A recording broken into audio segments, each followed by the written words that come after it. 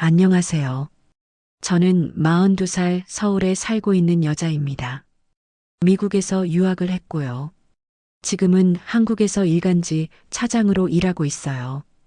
기자 생활만 거의 20년입니다. 현장에서 사람의 민낯을 보는 일에 익숙해졌죠. 누가 진심으로 말하는지, 누가 거짓으로 포장하는지, 눈빛만 봐도 알 수 있게 됐습니다. 남편은 45이에요. 대기업 부장입니다. 일에는 성실한 사람이죠. 하지만 집안 분위기를 읽는 건 서툴러요. 둔하다고 해야 할까요? 아니, 차라리 눈치가 없다고 하는 게 맞을 겁니다. 시댁은 겉으로 보면 조용한 편입니다. 시아버지는 집안일에 크게 관여하지 않으세요. 신문 보시고 산책 다녀오시고 그게 전부예요. 시어머니는 늘 같은 말씀을 하십니다. 좋은 게 좋은 거지. 갈등이 생기면 덮으시는 분이에요. 문제를 직면하기보다는 시간이 지나면 잊히겠거니 하시는 스타일이죠. 문제는 신우이였습니다. 38, 미혼이에요. 구독자 12만 명의 인플루언서입니다. 뷰티, 라이프스타일, 브이로그. 화면 속 신우이는 밝고 긍정적인 사람이었어요. 댓글에는 언니 너무 예뻐요.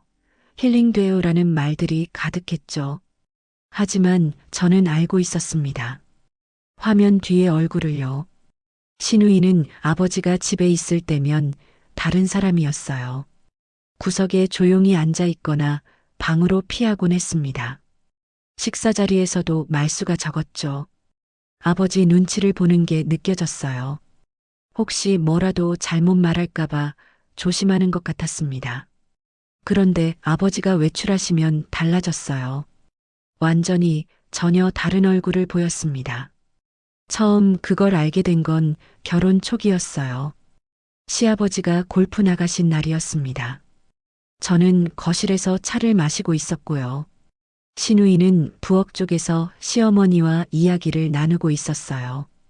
처음엔 그냥 일상적인 대화인 줄 알았습니다. 엄마, 언니 계속 회사 다닌대? 응, 좋은 직장인데 그만두기 아깝잖아. 맨날 일일. 시집 와서도 저렇게 바쁘게 살아야 돼? 좀 쉬면서 살면 안 되나? 목소리 톤이 달랐어요. 날카로웠습니다. 평소 아버지 앞에서 쓰던 조심스러운 말투가 아니었죠.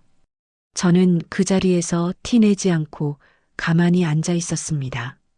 기자로 오래 일하다 보니 몸에 밴 습관이에요. 듣고 지켜보고 판단하는 것. 섣불리 반응하지 않는 게 더 많은 걸 알려줍니다. 일하던 사람은 쉽게 쉬질 못해. 시어머니는 늘 그런 식으로 넘기셨어요. 하지만 신우이는 거기서 멈추지 않았습니다. 언니 월급이 얼마나 되길래 저렇게 일에 매달리는 거야? 오빠 월급으로도 충분할 텐데. 그 말에는 걱정이 없었어요. 조언도 없었습니다. 비교와 질투만 섞여 있었죠. 그리고 스스로를 정당화하려는 가시 같은 게 느껴졌어요. 저는 그때 아무 말도 하지 않았습니다. 나중에 시어머니께서 제게 말씀하셨어요. 얘가 좀 말을 함부로 하는데 그냥 넘겨들어. 워낙 어릴 때부터 제 맘대로 이내라. 저는 웃으며 대답했습니다. 괜찮아요, 어머니. 이해해요. 하지만 속으로는 알고 있었죠. 이건 단순한 성격 문제가 아니라는 걸요. 시간이 지나면서 비슷한 장면들이 반복됐습니다. 언니는 오빠랑 결혼했으면 그냥 편하게 살림이나 하지. 왜 아직도 이래? 말투는 가벼웠지만 속내는 무거웠습니다. 질투와 비교, 그리고 자기 합리화. 제가 일하는 것 자체가 신우이에게는 불편한 거였어요. 자기는 하고 싶어도 못하는 일을 제가 하고 있으니까요. 저는 그럴 때마다 웃고 넘겼습니다. 그냥 내가 일을 좋아해서 그래. 일이 적성에 맞더라고. 상대하지 않는 게 가장 쉬운 대응이라는 걸 알고 있었거든요. 기자 생활하면서 배운 거예요. 굳이 반응하지 않아도 되는 말에는 에너지를 쓰지 않는 게 낫다는 것. 그 선만 지키면 이 관계도 유지될 거라고 생각했습니다. 그런데 지금 돌이켜보면 그게 제 실수였어요. 저는 신우이가 어디까지 갈 수 있는 사람인지 몰랐습니다. 아니, 알면서도 무시했던 거죠. 기자로서는 예리하게 사람을 읽으면서 며느리로서는 참는 걸 선택했으니까요. 신우이는 제가 반응하지 않으니까 점점 더 나아갔어요. 어느 날은 제가 시댁에 일찍 갔던 때였습니다. 신우이가 거실 소파에 누워서 핸드폰을 보고 있었어요. 저는 인사를 하고 부엌으로 갔습니다. 물을 마시려고요. 그때 신우이가 뒤에서 말했어요. 언니, 오늘 일찍 왔네. 회사에서 잘렸어요? 농담처럼 던진 말이었지만 웃음기는 없었습니다. 저는 냉장고 문을 열며 대답했어요. 아니, 그냥 일찍 끝나서. 언니 회사 기자들 요즘 많이 잘린다면서요? 신문사가 어렵다고 하던데. 우리 회사는 괜찮아. 그래도 조심해야지. 나이 들면 다들 정리되잖아요. 그 말을 들으며 저는 물을 천천히 마셨습니다. 반응하지 않았죠. 하지만 속으로는 기억했어요. 또 하나의 말을요. 저는 그 모든 말을 기억해 두었습니다. 언젠가 쓸 일이 있을 거라고 생각하지는 않았어요. 그저 말하지 않았을 뿐입니다. 참고, 지켜보고, 기록하는 것. 그게 제가 할 수 있는 일이었으니까요. 신혼 때부터 작은 장면들이 쌓여갔습니다. 하나하나는 사소해 보였어요. 그냥 넘길 수도 있는 일들이었죠. 하지만 그게 계속 반복되면 달라집니다. 작은 상처가 모이면 큰 상처가 되는 것처럼요. 결혼한 지 석 달쯤 됐을 때였습니다. 시댁에 막 도착해서 가방을 내려두고 신발을 벗고 있었어요. 그때 신우이가 슬리퍼를 질질 끌며 걸어왔습니다. 머리는 헝클어져 있었고 잠옷 차림이었어요. 밤새 핸드폰을 봤는지 눈가가 부어 있었죠. 신우이는 제 옆으로 다가왔습니다. 그리고 아무 말 없이 제 가방을 발로 툭툭 쳤어요. 이게 뭐야, 이 가방. 저는 가방을 집어들며 물었습니다. 왜? 직장인이 이런 가방 들고 다녀도 돼? 명품 아냐? 제 가방은 월급을 모아 장만한 검은색 토트백이었어요. 명품이긴 했지만 적당한 가격에 가볍고 실용적이라 오래 쓸 수 있을 것 같아 큰 맘먹고 구입했던 가방이었습니다. 신우이는 비웃듯 웃으며 말했습니다. 돈 잘 버나 봐. 그런 가방 들고 다니면서. 그 말에는 조롱이 섞여 있었어요. 저는 대답하지 않았습니다. 굳이 상대할 필요도 없었고요. 마침 먼저 도착한 남편이 현관으로 나왔습니다. 뭐 하는 거야, 너? 남편이 신우이를 보며 말했어요. 아무것도 안 했는데. 그냥 가방 예쁘다고 한 거야. 신우이는 태연하게 거짓말을 했습니다. 남편은 한숨을 쉬며 말했어요. 버릇없게 굴지 마. 그게 전부였습니다. 신우이는 어깨를 으쓱하고는 다시 방으로 들어갔어요. 남편은 저를 보며 미안하다는 표정을 지었지만 더 이상 아무 말도 하지 않았습니다. 저는 그 순간을 기억했어요. 신우이가 제 가방을 발로 친 것, 돈 잘 번다고 비꼰 것, 그리고 남편이 한마디만 하고 끝낸 것. 시어머니는 그 장면을 봤을 겁니다. 부엌에서 다 들리는 거리였으니까요. 하지만 시어머니는 모른 척 하셨어요. 거실로 나오시더니 텔레비전을 켰습니다.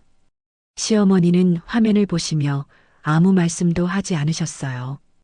이게 시작이구나. 앞으로 이런 일이 더 생기겠구나. 그리고 예상은 틀리지 않았어요. 그로부터 몇 주 후였습니다. 친정아버지가 물려주신 차예요. BMW 7 시리즈 구형이었습니다. 아버지께서 새 차로 바꾸시면서 제게 주신 거였죠. 저는 감사한 마음으로 받았고 그 차를 타고 출퇴근했습니다. 시댁에 들렀을 때 신우이가 창밖을 보고 있었어요. 커튼 사이로 얼굴이 보였습니다. 집에 들어가자마자 신우이가 말했어요. 언니, 차 바꿨어? 아니, 원래 타던 거야. BMW잖아. 외제차네. 응, 아버지가 주신 거야. 신우이는 입맛을 다시며 고개를 끄덕였습니다. 부럽다. 나도 저런 차 타고 싶은데. 말은 그렇게 했지만 얼굴은 딱딱했어요. 부러움이 아니라 질투였죠. 시어머니가 부엌에서 나오시며 말씀하셨어요. 차는 그냥 탈 수 있으면 되는 거지, 뭐. 그래도 외제차는 다르잖아. 언니 친정은 돈이 많나 봐. 신우이는 웃으며 말했지만 그 웃음은 차갑게 느껴졌습니다. 저는 아무 대꾸도 하지 않았어요. 저녁을 먹고 있을 때였어요. 언니, 그 차 유지비 얼마나 나와? 신우이가 갑자기 물었습니다. 잘 모르겠는데. 크게 신경 안 써. 외제차는 수리비도 비싸잖아. 부품 하나만 고쳐도 몇백만 원 든다면서. 아직 고장 난 적 없어. 그래도 월급쟁이가 외제차는 좀 과하지 않아? 그 말을 듣는 순간 저는 속으로 웃었습니다. 과하다고요? 제가 번 돈으로 산 것도 아닌데. 친정아버지가 물려주신 건데. 그게 왜 과한 겁니까? 저는 반박하지 않았어요. 반박할 가치도 없는 말이었으니까요. 그냥 물려받은 거야. 그래도 언니는 좋겠다. 친정에서 이것저것 많이 챙겨주고. 신우이는 비꼬듯 말했습니다. 저는 더 이상 대답하지 않았어요. 식사를 마치고 설거지를 도왔습니다. 시어머니는 옆에서 설거지를 받아 닦으셨죠. 애 말에 신경 쓰지 마. 원래 좀 그래. 시어머니가 작은 목소리로 말씀하셨어요. 저는 웃으며 대답했습니다. 괜찮아요, 어머니. 하지만 속으로는 생각했죠. 원래 좀 그렇다고 넘어갈 일이 아닌데. 이미 선을 넘은 건데. 웃긴 건 신우이가 필요할 때는 달랐다는 겁니다. 언니, 지금 시간 돼? 왜? 청담동에서 촬영 있는데 나 좀 태워줄 수 있어? 지하철 타면 되잖아. 짐이 많아. 저는 한숨을 쉬었습니다. 과하다고 놀리던 차를 필요할 땐 타고 싶어 하는구나. 하지만 거절할 이유도 없었어요. 어차피 가는 길이었으니까요. 알았어. 고마워, 언니. 신우이를 태우러 갔습니다. 신우이는 큰 가방 2개를 들고 나왔어요. 촬영 장비와 옷가지가 가득 들어 있었죠. 뒷좌석에 짐을 싣고 신우이는 조수석에 앉았습니다. 차가 출발하자 신우이는 거울을 꺼내 화장을 고쳤어요. 아이섀도를 더 바르고 립스틱을 다시 칠하고 눈썹을 그리고 핸드폰으로 각도를 확인했습니다. 완벽주의자였어요. 카메라 앞에서는 완벽해야 했으니까요. 언니, 이 차 안 좋다. 흔들려서 화장하기 힘들어. 신우이가 투덜거렸습니다. 저는 대답하지 않았어요. 그냥 운전에 집중했죠. 다음엔 더 좋은 차 사. 요즘 전기차가 승차감 좋다던데. 내 돈으로 사. 언니가 기자면 돈 많이 벌잖아. 그렇게 많이 안 벌어. 신우이는 코웃음을 쳤습니다. 목적지에 도착했어요. 신우이는 짐을 챙겨 내리면서 말했습니다. 고마워, 언니. 다음에 또 부탁할게. 감사 인사라기보다는 그냥 형식적인 말이었어요. 저는 신우이가 걸어가는 뒷모습을 보며 생각했습니다. 필요할 땐 이용하고 필요 없을 땐 깎아내리고. 이게 신우이의 방식이구나. 그날 저녁 집에 돌아와서 남편에게 말했어요. 오늘 신우이 태워줬어. 그래. 고마워. 근데 좀 이상하지 않아? 내 차 과하다고 해놓고 필요할 땐 태워달라고 하고. 남편은 잠시 생각하더니 말했습니다. 그냥 애가 좀 철이 없는 거야. 신경 쓰지 마. 철이 없다고요? 38살이 철이 없는 겁니까? 저는 더 이상 말하지 않았어요. 남편은 이해하지 못할 거였으니까요. 신우이는 촬영 준비할 때 완벽주의자였습니다.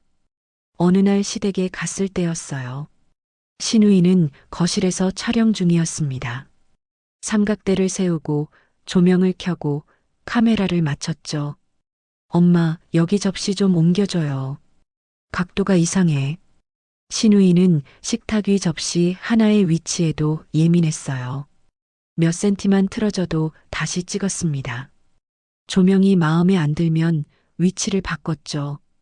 배경에 보이는 소품 하나하나 신경 썼습니다. 한 장의 사진을 찍기 위해 몇십 번씩 다시 찍었어요. 이건 아니네. 다시. 빛이 이상해. 커튼 좀 쳐줘. 배경이 지저분해 보여. 저거 치워줘. 시어머니는 신우이가 시키는 대로 움직이셨습니다. 접시를 옮기고 커튼을 치고 소품을 치우고 말없이 따르셨어요. 저는 그 모습을 보며 생각했습니다. 식탁 위 접시 각도에는 저렇게 예민하면서 사람 마음에는 무심하구나. 신우이는 카메라가 켜지면 달라졌어요. 밝게 웃으며 말했습니다. 안녕하세요, 여러분. 목소리도 한 톤 높아졌죠. 표정도 부드러워졌습니다. 오늘은 제가 좋아하는 브런치를 준비해 봤어요. 화면 속 신우이는 친절하고 따뜻한 사람이었어요. 구독자들은 그 모습만 봤죠. 카메라 뒤에 어떤 얼굴이 숨어 있는지 몰랐습니다. 촬영이 끝나면 신우이는 다시 변했어요. 휴, 힘들어 죽겠네. 삼각대를 대충 치우고 조명을 끄고 소파에 들어 누웠습니다. 시어머니가 정리하시는 걸 보면서도 거들지 않았어요. 엄마, 물 좀 갖다 줘. 신우이는 누운 채로 말했습니다. 시어머니는 부엌으로 가서 물을 따라오셨어요. 신우이는 받아 마시고는 핸드폰을 봤습니다. 저는 그런 신우이를 보며 생각했어요. 자기 일이 아니면 관심이 없는 사람이구나. 다른 사람이 힘들어도 신경 쓰지 않는구나. 신우이는 시어머니가 힘들어 하셔도 거들지 않았습니다. 제가 일하느라 늦게 들어와도 눈치를 줬죠. 자기 촬영 일정만 중요했어요. 다른 사람의 일정은 중요하지 않았습니다. 사건은 제삿날 저녁에 터졌습니다. 집안이 분주해지는 날이죠. 음식 준비하고 상 차리고 손님 맞이하고 며느리로서 가장 바쁜 날이기도 합니다. 그날 저는 중요한 일이 있었어요. 해외 쪽과 연결된 취재건이었습니다. 미국 현지 시간으로 오전, 한국 시간으로는 저녁이었죠. 화상회의가 예정되어 있었어요. 중요한 인터뷰였습니다. 미룰 수 없는 일이었죠. 시댁에 도착했을 때 이미 집안은 분주했습니다. 시어머니는 부엌에서 음식을 준비하고 계셨어요. 신우이는 거실 소파에 앉아 핸드폰을 보고 있었습니다. 평소와 다를 게 없는 모습이었죠. 어머니, 제가 도와드릴게요. 저는 부엌으로 들어가 앞치마를 둘렀습니다. 아니야, 괜찮아. 내가 해야 할 일 있잖아. 시어머니는 제 사정을 알고 계셨어요. 미리 말씀드렸거든요. 오늘 중요한 회의가 있다고. 양해를 구했습니다. 그래도 조금이라도 도와드릴게요. 저는 1시간 정도 부엌 일을 도왔습니다. 채소를 다듬고 그릇을 닦고 음식을 옮겼어요. 시계를 보니 회의 시작 30분 전이었습니다. 어머니, 제가 잠깐 방 좀 써도 될까요? 그래, 작은 방 쓰렴. 저는 노트북을 들고 작은 방으로 들어갔습니다. 문을 닫고 책상 위에 노트북을 펼쳤어요. 화상회의 프로그램을 켰습니다. 미리 준비해둔 자료를 확인했죠. 심호흡을 했습니다. 잠깐만 버티면 끝낼 수 있는 일이었어요. 회의가 시작됐습니다. 화면에 미국 측 관계자들이 나타났어요. 5명이었습니다. 인사를 나누고 본론으로 들어갔죠. 저는 질문을 던지고 대답을 듣고 메모했습니다. 집중해야 했어요. 이 인터뷰는 다음 주 기사에 꼭 필요한 내용이었거든요. 그 사이 밖에서는 신우이가 움직이고 있었습니다. 신우이는 평소에 집안일을 거의 하지 않는 사람이었거든요. 그런데 그날은 달랐습니다. 며느리인 제가 방에 들어가 있으니 신우이가 대신 일을 해야 했던 거죠. 불만이 쌓였을 겁니다. 게다가 신우이는 그 사이 소주를 마시고 있었어요. 2병이나 마신 상태였습니다. 저는 나중에 시어머니께 들었어요. 신우이가 부엌에서 일하면서 소주잔을 기울였다고. 처음엔 1잔, 2잔. 그러다 1병을 비웠고 또 1병을 땄다고 하셨죠. 힘드네, 진짜. 왜 나만 이 고생이야. 신우이는 중얼거렸다고 합니다. 시어머니는 달래셨대요. 조금만 참아. 곧 끝나. 하지만 신우이는 계속 마셨습니다. 밤이 깊어질수록 술 냄새가 집안에 깔렸어요. 제사상을 차리고 절을 하고 음식을 나눠 먹는 시간이 지나갔습니다. 저는 그 사이에도 방 안에서 회의를 이어가고 있었어요. 거의 끝나가고 있었습니다. 마지막 질문을 하려던 참이었죠. 그때 문 밖에서 신우이 목소리가 들렸습니다. 제삿날에 며느리는 방에 틀어박혀 있고 나만 이 고생이네. 목소리가 크고 거칠었어요. 술에 취한 게 느껴졌습니다. 저는 회의 화면을 보며 최대한 목소리를 낮췄습니다. 죄송합니다. 잠시만요. 상대방에게 양해를 구했습니다. 문 밖에서 발소리가 가까워졌습니다. 쿵쿵거리는 발걸음이었어요. 다음 순간 문이 벌컥 열렸습니다. 신우이가 비틀거리며 들어왔어요. 얼굴이 붉게 상기되어 있었습니다. 눈빛이 흐릿했죠. 술 냄새가 방 안으로 퍼졌어요. 저는 재빨리 일어나 신우이를 막으려 했습니다. 지금 회의 중이야. 나가줘. 회의? 제삿날에 회의가 그렇게 중요해? 신우이는 비틀거리며 책상 쪽으로 다가왔습니다.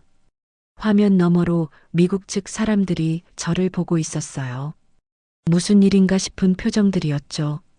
저는 손으로 신우이를 막으며 말했습니다. 지금은 안 돼.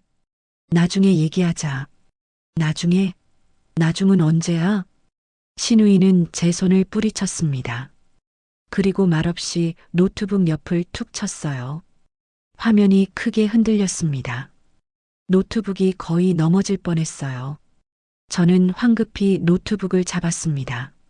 화면 너머 사람들이 놀란 표정으로 저를 봤죠. 미안합니다. 죄송합니다. 저는 영어로 사과했습니다.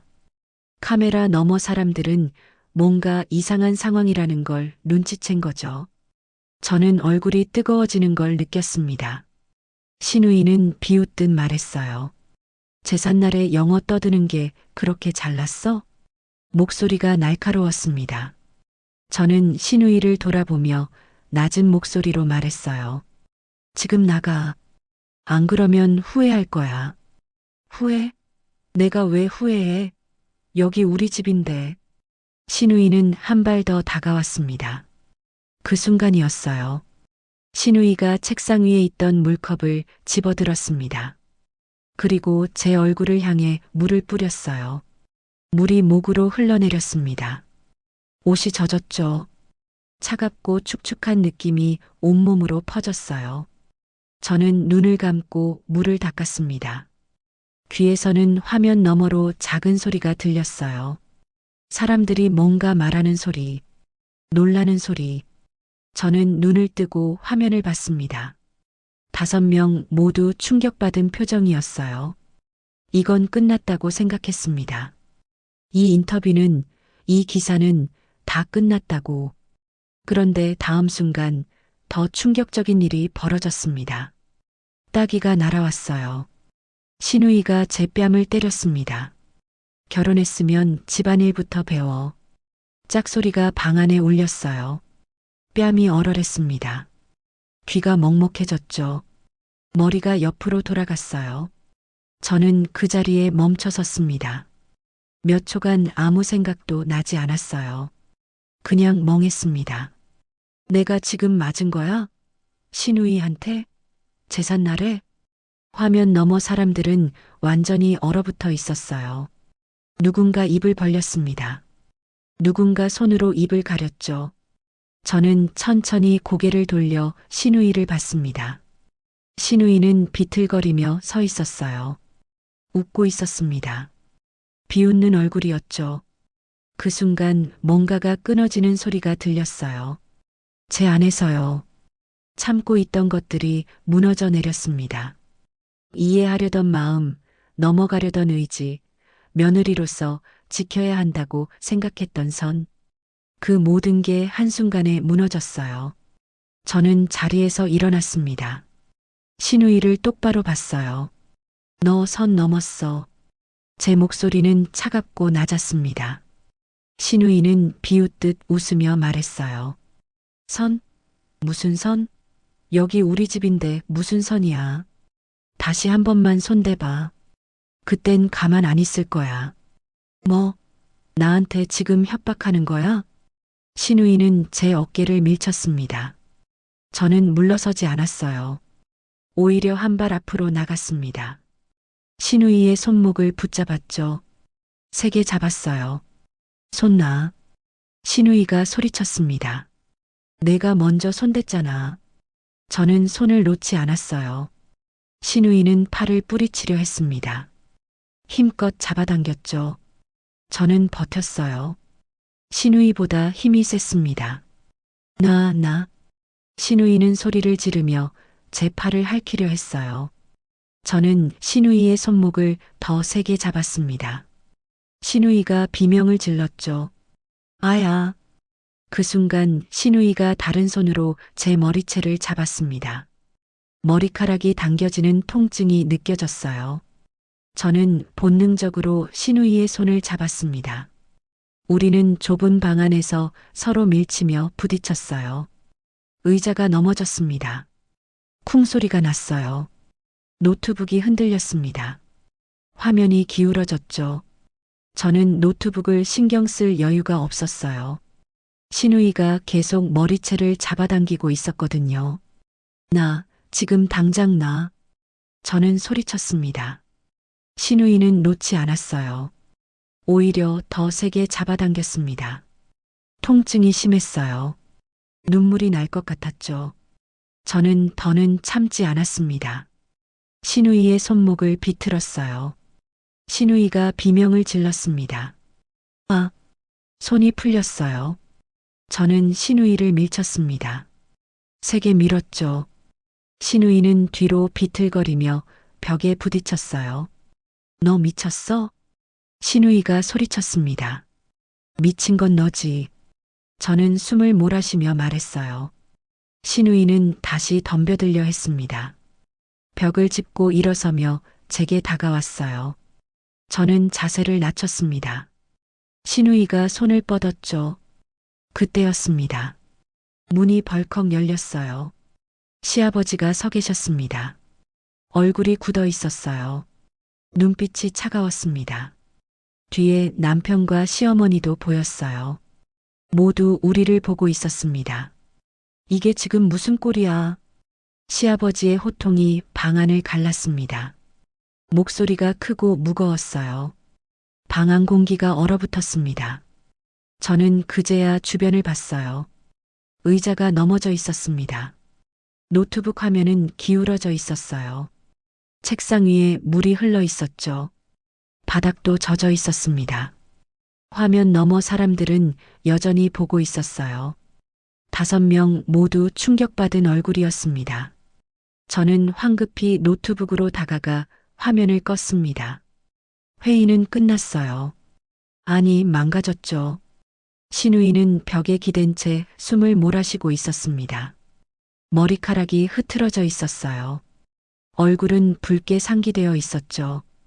시아버지는 신우이를 보셨습니다. 너 술 마셨구나. 아버지, 저는. 입 닥쳐. 제삿날에 술 처먹고 난리를 치고 있어? 시아버지의 목소리는 낮고 차가웠습니다. 신우이는 입을 다물었어요. 고개를 숙였습니다. 시아버지는 저를 보셨어요. 너도 오늘 지나쳤어. 저는 대답하지 않았습니다. 할 말이 없었어요. 아니, 할 말은 많았지만 지금은 때가 아니었습니다. 남편이 제 옆으로 다가왔어요. 괜찮아? 괜찮아. 저는 짧게 대답했습니다. 괜찮지 않았지만 괜찮다고 말할 수밖에 없었어요. 시어머니는 부엌으로 가셨습니다. 아무 말씀도 하지 않으셨어요. 늘 그러셨죠. 문제가 생기면 피하시는 분이었으니까요. 시아버지는 시누이를 데리고 나가셨습니다. 너 방 들어가 있어. 내일 얘기하자. 시누이는 비틀거리며 방으로 들어갔어요. 문이 닫혔습니다. 저는 그 자리에 주저앉았어요. 다리에 힘이 풀렸습니다. 온몸이 떨렸어요. 아드레날린이 빠져나가는 게 느껴졌습니다. 남편이 제 어깨를 잡았어요. 집에 가자.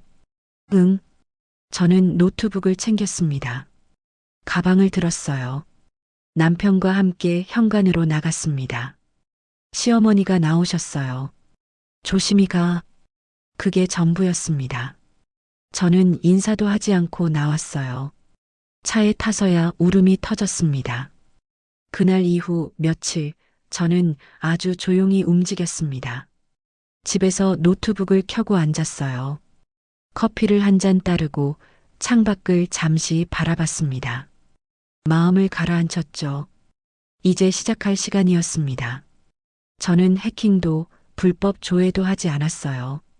그럴 필요가 없었습니다. 기자로서 몸에 밴 방식이 있었거든요. 공개된 정보를 모으고 연결하고 확인하는 것. 합법적이고 정확한 방법이었죠. 먼저 시누이의 소셜미디어 계정을 열었습니다. 구독자 12만 명의 인플루언서답게 게시물이 많았어요. 수백 개의 영상과 사진이 올라와 있었죠. 저는 최근 것부터 하나씩 거슬러 올라가며 봤습니다. 영상 하나하나를 클릭했어요. 배경에 보이는 장소들을 확인했습니다. 카페, 식당, 거리. 태그된 위치 정보가 있었죠. 시누이는 자기 일상을 세세하게 공유하는 사람이었어요. 댓글도 읽었습니다. 언니 예뻐요. 어디 사는지 궁금해요. 학교 어디 나왔어요? 시누이는 댓글에 답을 달았어요. 전부는 아니었지만 가끔씩 자기 이야기를 했습니다. 어느 동네에 산다는 것, 어느 학교를 나왔다는 것. 작은 정보들이었죠. 저는 그 정보들을 노트에 적었습니다. 학교 이름이 나왔어요. 서울의 한 여고였습니다. 저는 그 학교 이름을 검색했죠.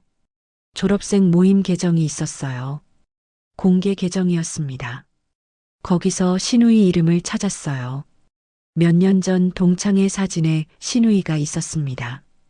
태그되어 있었죠. 그 사진에 함께 찍힌 사람들의 계정을 하나씩 확인했어요. 어떤 사람은 비공개 계정이었고 어떤 사람은 공개 계정이었습니다. 공개 계정을 가진 사람들의 게시물을 봤어요. 예전 사진들이 있었습니다. 학창 시절 사진, 졸업 사진, 시누이가 나온 사진도 있었죠. 그중 한 사진의 댓글이 눈에 띄었습니다. 그때 생각하면 아직도 화나. 맞아, 정말 힘들었지. 다시는 보고 싶지 않아. 누구에 대한 이야기인지는 명확하지 않았어요. 하지만 분위기는 느껴졌습니다. 누군가에 대한 안 좋은 기억이었죠. 저는 그 계정 주인에게 메시지를 보내지 않았습니다. 대신 공개된 정보만 계속 모았어요. 시누이가 다녔던 학교, 동네, 자주 가는 장소, 인간관계의 흔적들이 조금씩 보이기 시작했습니다. 다음은 직장이었습니다. 시누이의 프로필을 보니 예전 직장 이름이 적혀 있었어요. 삭제하지 않고 남겨둔 거였습니다. 뷰티 브랜드의 마케팅 팀이었죠. 그 회사 이름을 검색했습니다. 회사 공식 계정이 있었어요. 예전 직원들의 사진도 올라와 있었습니다. 행사 사진, 회식 사진, 시누이가 나온 사진도 몇 장 있었어요. 태그된 다른 직원들의 계정을 찾아갔습니다.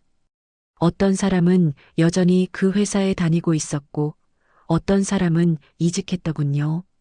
공개 계정을 가진 사람들의 게시물을 하나씩 봤습니다. 그러다 발견했어요.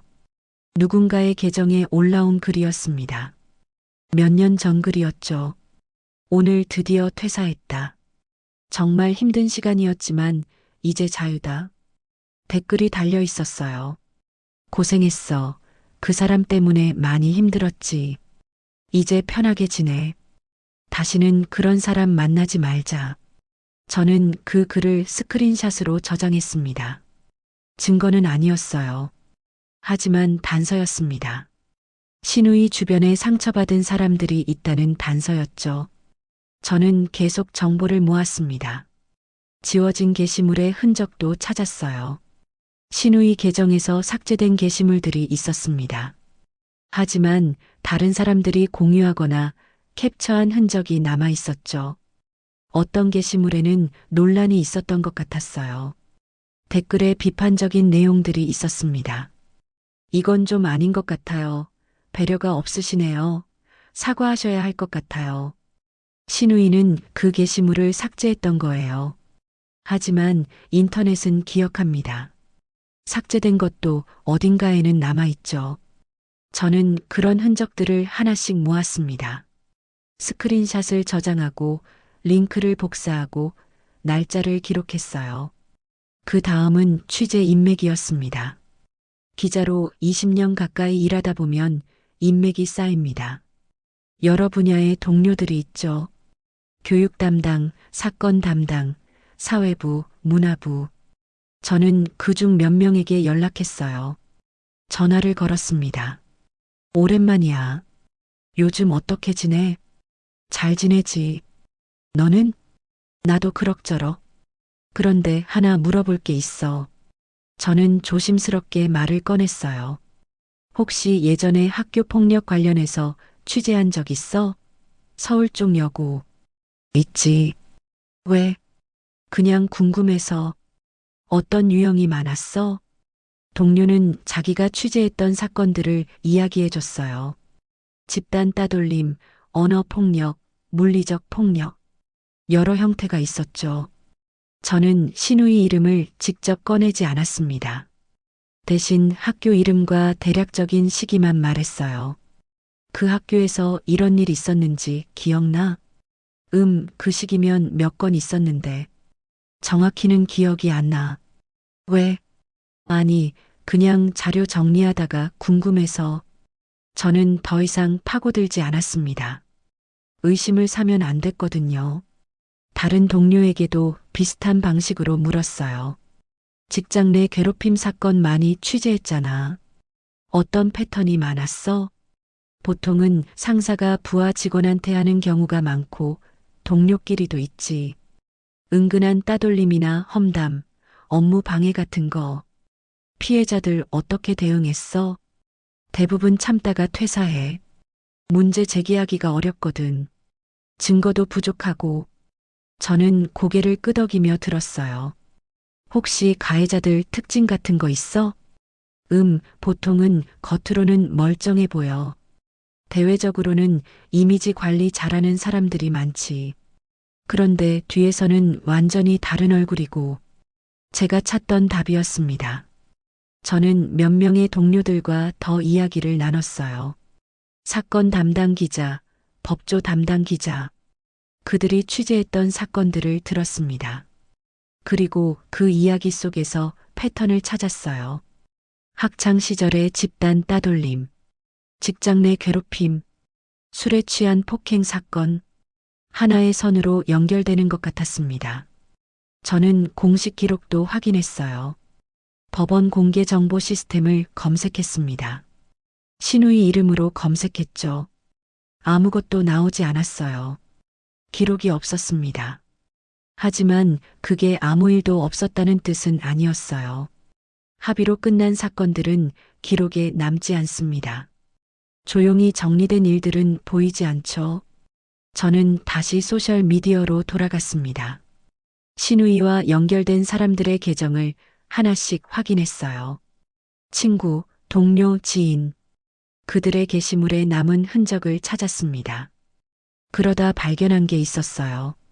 예전 직장 동료의 계정이었습니다. 비공개는 아니었지만 팔로워가 적은 계정이었죠. 그 사람이 몇 년 전에 올린 글이 있었어요. 왜 나만 이렇게 힘들까? 회사 가기가 두렵다. 날짜를 보니 신우이가 그 회사에 다니던 시기였습니다. 댓글에 친구들이 위로를 남겼어요.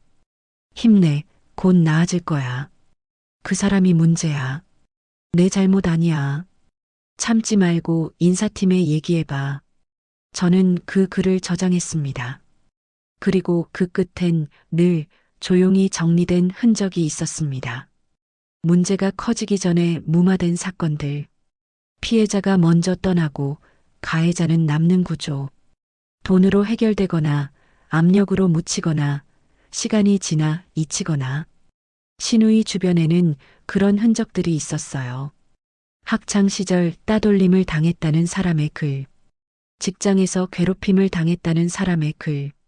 술자리에서 폭력을 당했다는 사람의 글. 물론 신우이 이름이 직접 언급된 건 아니었습니다. 하지만 시기와 장소, 상황이 맞아떨어졌어요. 그리고 그 흔적들은 모두 조용히 정리되어 있었습니다. 저는 며칠 동안 이 작업을 했어요. 밤늦게까지 노트북 앞에 앉아 있었습니다. 정보를 모으고 연결하고 확인했죠. 남편은 옆에서 걱정스러운 눈으로 저를 봤어요. 괜찮아? 응, 괜찮아. 너무 무리하지 마. 조금만 더 하면 돼. 저는 계속 작업을 이어갔습니다. 그렇게 모은 정보를 하나의 파일로 정리했어요. 시간 순서대로 사건별로 관련된 사람들의 증언까지. 완벽하지는 않았지만 충분했습니다. 이건 기사가 아니었어요. 하지만 기사를 쓸 수 있을 만큼의 정보였습니다. 저는 파일을 저장하고 노트북을 닫았어요. 이제 준비가 끝났습니다. 다음은 신우이를 만날 차례였죠. 며칠 뒤 제가 먼저 신우이를 불렀습니다. 문자를 보냈어요. 내일 시간 돼? 만나서 얘기 좀 하자. 신우이는 한참 후에 답장을 보냈습니다. 무슨 일인데? 만나서 얘기할게. 알았어. 장소는 제가 정했습니다. 강남의 한 카페였어요. 사람 없는 평일 낮 시간대를 골랐죠. 조용한 구석 자리가 있는 곳이었습니다. 그날 아침 저는 일찍 일어났어요. 샤워를 하고 옷을 골라 입었습니다. 정장은 아니었지만 깔끔한 차림이었죠. 거울을 보며 머리를 정리했어요. 화장도 평소보다 신경 써서 했습니다. 가방에 파일을 넣었습니다. 프린트한 자료들이었어요. 신우이의 과거, 흔적들, 증언들, 모두 합법적으로 모은 정보들이었죠. 파일을 확인하고 가방을 닫았습니다. 카페에 일찍 도착했어요. 구석 자리에 앉아 커피를 주문했습니다. 아메리카노였죠. 뜨거운 걸로 시켰어요. 커피를 마시며 창밖을 봤습니다. 사람들이 지나갔어요. 각자의 삶을 살아가는 사람들. 저도 그중 한 명이었죠. 하지만 오늘은 달랐습니다. 오늘은 제가 주도하는 자리였어요. 신우이가 들어왔습니다. 약속 시간보다 10분 늦었어요. 선글라스를 끼고 있었습니다. 커피를 주문하고 제 맞은편에 앉았죠. 선글라스를 벗었습니다. 얼굴이 피곤해 보였어요. 눈가에 다크서클이 있었습니다. 제삿날 이후 며칠간 잠을 제대로 못 잤나 봤죠. 무슨 일이야? 신우이가 먼저 물었습니다. 저는 커피를 한 모금 마셨어요. 천천히 여유롭게. 그날 일 때문에. 그날? 아, 제삿날 말하는 거야? 응. 신우이는 한숨을 쉬었습니다. 그건 내가 술을 너무 많이 마셔서 그랬어. 미안해. 형식적인 사과였어요. 진심이 담기지 않은 말이었죠. 저는 가방에서 파일을 꺼냈습니다. 테이블 위에 툭 내려놓았어요. 신우이가 파일을 받습니다. 표정이 굳어졌죠. 이게 뭔데? 내 이야기야. 저는 파일을 열었습니다. 첫 페이지에는 신우이의 고등학교 이름이 적혀 있었어요. 졸업연도, 반 번호. 그 아래에는 학창시절 사진이 프린트되어 있었죠. 신우이의 얼굴이 창백해졌습니다. 이걸 어떻게 인터넷에 다 있더라. 내가 직접 올린 것들도 있고. 저는 다음 페이지를 넘겼어요. 이건 내 학창시절 얘기. 페이지에는 여러 글들이 프린트되어 있었습니다. 졸업생 모임 계정의 댓글들, 동창들의 게시물, 지워진 흔적들. 신우이와 관련된 이야기들이었죠. 그때 생각하면 아직도 화나. 정말 힘들었지. 다시는 보고 싶지 않아. 신우이는 글들을 읽으며 입술을 깨물었습니다. 저는 계속 페이지를 넘겼어요. 이건 첫 직장.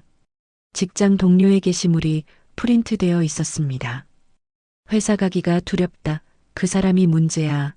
참지 말고 인사팀에 얘기해봐.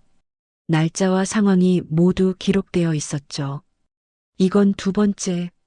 다른 회사, 다른 동료.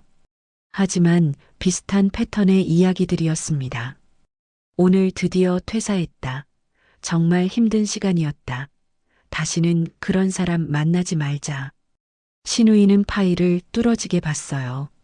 손이 떨리고 있었습니다. 저는 마지막 페이지를 넘겼어요. 이건 술자리 관련 삭제된 게시물의 캡처였습니다. 신우이가 예전에 올렸다가 지운 글이었죠. 논란이 됐던 내용들, 비판적인 댓글들, 사과 요구 모두 기록되어 있었어요. 신우이는 파일에서 눈을 떼지 못했습니다. 얼굴이 창백했어요. 손은 계속 떨렸습니다. 커피를 들여다 말았죠. 지금 이걸로 협박하는 거야? 신우이의 목소리가 떨렸습니다. 저는 커피를 한 모금 마셨어요. 협박 아니야. 그럼 뭔데? 이게 설명이야. 저는 커피잔을 내려놓으며 신우이를 똑바로 봤습니다. 내가 어떤 사람인지 설명해 주는 거지. 신우이는 비웃으려 했지만 웃음이 나오지 않았어요. 입술만 실룩거렸죠. 이게 다 뭐가 돼? 그냥 인터넷에 있는 글들이잖아. 맞아. 그냥 글들이지. 저는 파일을 천천히 닫았습니다. 근데 이 글들이 모이면 이야기가 돼. 하나의 패턴이 보이거든. 신우이는 대꾸하지 못했어요. 저는 계속 말했습니다. 학창 시절엔 따돌림, 직장에선 괴롭힘, 술자리에선 폭력, 다 비슷한 패턴이야. 오해야. 오해? 사람들이 나를 오해한 거라고.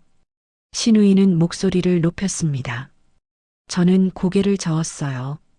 한두 명이 오해할 수는 있어. 근데 이렇게 많은 사람이 같은 오해를 할까? 신우이는 입을 다물었습니다. 저는 가방에서 다른 자료를 꺼냈어요. 그리고 이건 내 구독자 분석. 신우이의 눈이 커졌습니다. 구독자 12만. 이미지 하나 무너지면 어떻게 되는지 알잖아. 저는 자료를 테이블 위에 놓았습니다. 광고 수익, 협찬, 브랜드 이미지. 다 연결되어 있지. 하나가 무너지면 전부 무너져. 신우이의 얼굴에서 혈색이 사라졌어요. 내가 뭘 할 수 있는데? 목소리는 강한 척했지만 떨림이 느껴졌습니다. 저는 파일을 가볍게 두드렸어요. 난 기자야. 20년 경력. 이 정도 자료면 기사 쓰기 충분해. 기사? 진짜 기사 쓸 거야? 저는 신우이를 똑바로 봤습니다. 다행인 건 아직 아무것도 안 썼다는 거야. 침묵이 흘렀습니다. 카페 안은 조용했어요. 커피 머신 소리만 들렸죠. 저는 커피를 마시며 기다렸습니다. 신우이가 먼저 입을 열었어요. 그럼 어쩌라고? 내가 뭘 해야 돼? 간단해. 저는 파일을 집어들었습니다. 내가 조용히 살면 돼. 조용히? 응, 나한테 더 이상 손대지 말고, 말도 걸지 말고, 시댁에서도 조용히 있어. 신우이는 눈을 깜빡였습니다. 그게 다야? 응, 그게 다야. 저는 파일을 가방에 넣으며 말했어요. 내가 선만 넘지 않으면 난 이 자료를 쓸 일이 없어. 신우이는 입술을 깨물었습니다. 이건 협박이야. 협박이라고 생각하면 그렇게 생각해도 돼. 저는 어깨를 으쓱했어요. 근데 난 그냥 경고라고 생각해. 더 이상 나한테 함부로 하지 말라는. 신우이의 손이 주먹을 쥐었습니다. 떨고 있었어요. 분노인지 두려움인지 알 수 없었죠. 저는 가방을 닫으며 덧붙였습니다. 그리고 하나 더. 신우이가 저를 봤어요. 내 인생에서 처음으로 누가 널 봐주고 있다는 사실도 잊지 마. 그 말에 신우이의 표정이 일그러졌습니다. 봐주고 있다고? 웃기네. 그냥 감시하는 거잖아. 감시라고 생각해도 좋아. 저는 일어서며 말했어요. 어쨌든 이제 내가 어떻게 행동하는지 지켜볼 거야. 제삿날처럼 선 넘으면 그땐 이 자료를 쓸 거고. 신우이는 고개를 숙였습니다. 어깨가 축 처졌어요. 손은 여전히 떨리고 있었습니다. 미안해. 작은 목소리였습니다. 저는 그 말을 듣고 잠시 멈췄어요. 사과라기보다는 항복에 가까운 말이었죠. 진심이 담긴 건지는 알 수 없었습니다. 미안하다고 말하는 건 나한테가 아니야. 저는 가방을 들며 말했습니다. 내가 상처 줬던 사람들한테 해야 할 말이지. 신우이는 고개를 들어 저를 봤어요. 눈가가 붉어져 있었습니다. 울 것 같은 얼굴이었죠. 나도 힘들었어. 누구나 힘들어. 그게 다른 사람 괴롭힐 이유는 안 돼. 저는 자리를 떠나려다 다시 한번 신우이를 봤습니다. 그리고 내가 정말 반성한다면 행동으로 보여줘. 말로만 하지 말고. 신우이는 대답하지 않았어요. 그냥 고개를 숙이고 앉아 있었습니다. 어깨가 작게 떨리는 게 보였죠. 저는 카페를 나왔습니다. 밖은 화창했어요. 햇빛이 따뜻했습니다. 저는 깊게 숨을 들이쉬었죠. 끝났습니다. 아니, 시작이었을 수도 있었어요. 신우이가 정말 변할지는 알 수 없었으니까요. 하지만 적어도 경고는 했습니다. 선을 그었죠. 차에 타고 시동을 걸었어요. 핸드폰을 보니 남편에게서 문자가 와 있었습니다. 어떻게 됐어? 저는 답장을 보냈어요. 잘 끝났어. 집에서 얘기할게. 집으로 가는 길 여러 생각이 들었습니다. 신우이가 정말 조용히 지낼까? 아니면 다시 문제를 일으킬까? 이 경고가 효과가 있을까? 하지만 한 가지는 확실했어요. 이제 저는 더 이상 참지 않을 거라는 것. 신우이가 다시 선을 넘으면 저는 이 자료를 쓸 준비가 되어 있었습니다. 집에 도착했어요. 남편이 거실에서 기다리고 있었습니다. 어떻게 됐어? 경고했어. 자료 보여주고. 남편은 걱정스러운 얼굴로 물었어요. 걔가 뭐래? 미안하다고 했어. 진심으로? 모르겠어. 시간이 지나봐야 알겠지. 저는 소파에 앉으며 한숨을 쉬었습니다. 근데 이제 공은 신우이한테 넘어갔어. 조용히 살면 아무 일 없을 거고 다시 문제 일으키면 그땐 내가 움직일 거야. 남편은 제 손을 잡았어요. 고생했어. 힘들었지? 응, 좀. 저는 남편의 손을 꼭 잡았습니다. 근데 해야 할 일이었어. 더 이상 참을 수 없었거든. 남편은 고개를 끄덕였어요. 알아. 나도 이번엔 내 쪽 부모님한테 제대로 얘기할게. 고마워. 우리는 잠시 말없이 앉아 있었습니다. 창밖으로 햇빛이 들어왔어요. 따뜻한 오후였습니다. 저는 눈을 감고 숨을 깊이 들이쉬었죠. 이제 시작입니다. 신우이가 어떻게 나올지, 시댁 분위기가 어떻게 변할지, 모두 지켜봐야 할 일들이었어요. 하지만 저는 준비가 되어 있었습니다. 더 이상 당하기만 하는 며느리가 아니었으니까요. 지금도 저는 같은 자리에서 일하고 있습니다. 일간지 차장이에요. 매일 아침 출근해서 기사를 쓰고 취재를 하고 회의를 합니다. 20년 가까이 해온 일이죠. 변한 건 없어요. 남편과는 그날 이후 많은 이야기를 나눴습니다. 시누이 일, 시댁 분위기, 우리 결혼 생활. 남편은 처음으로 제 이야기를 제대로 들었어요. 자기 식구들이 저한테 어떻게 했는지, 제가 얼마나 참았는지. 남편은 미안하다고 했습니다. 몰랐어. 진짜 몰랐어. 알았어도 어쩔 수 없었을 거야. 아니야. 내가 더 신경 썼어야 했어. 남편은 시댁에도 제대로 얘기했어요. 시아버지와 시어머니께 말씀드렸죠. 더 이상 이런 일이 반복되면 안 된다고. 시누이가 문제를 일으키면 우리도 가만히 있지 않겠다고. 집안의 공기는 달라졌습니다. 시댁에 가면 느껴져요. 예전처럼 편하지는 않지만 긴장감이 있습니다. 서로 조심하는 분위기죠. 시어머니는 여전히 좋은 게 좋은 거지라고 말씀하시지만 예전처럼 문제를 덮으려 하지는 않으세요. 시누이는 더 이상 제 앞에서 큰 소리를 내지 않습니다. 시댁에서 마주쳐도 인사만 짧게 하고 지나가요. 안녕하세요. 응, 그게 전부입니다. 예전처럼 비꼬는 말도 시비 거는 행동도 없어요. 시선을 마주치면 먼저 피합니다. 눈을 내리깔고 다른 곳을 보죠. 제가 거실에 있으면 방으로 들어가요. 부엌에서 마주치면 황급히 나갑니다. 피하는 게 느껴져요.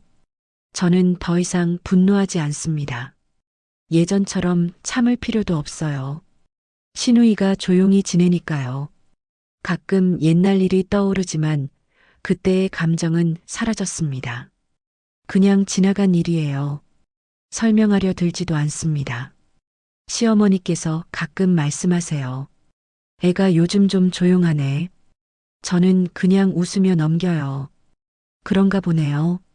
굳이 설명할 필요가 없거든요. 제가 뭘 했는지, 시누이가 왜 조용해졌는지 다들 알 거예요. 사람은 자기가 쌓아온 말과 행동 위에 서 있을 뿐입니다.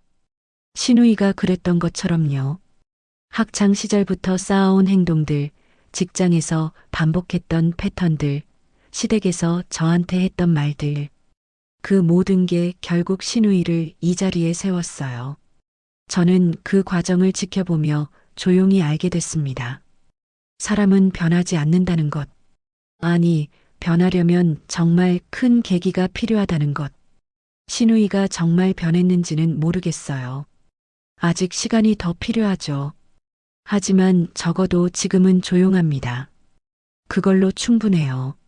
제가 원했던 건 시누이의 반성이나 사과가 아니었거든요. 그냥 저한테 더 이상 손대지 말라는 것. 그게 전부였습니다. 저는 여전히 그 파일을 가지고 있어요. 집 서재 서랍 깊숙이 보관되어 있습니다. 열어볼 일은 없지만 있다는 사실만으로도 의미가 있죠.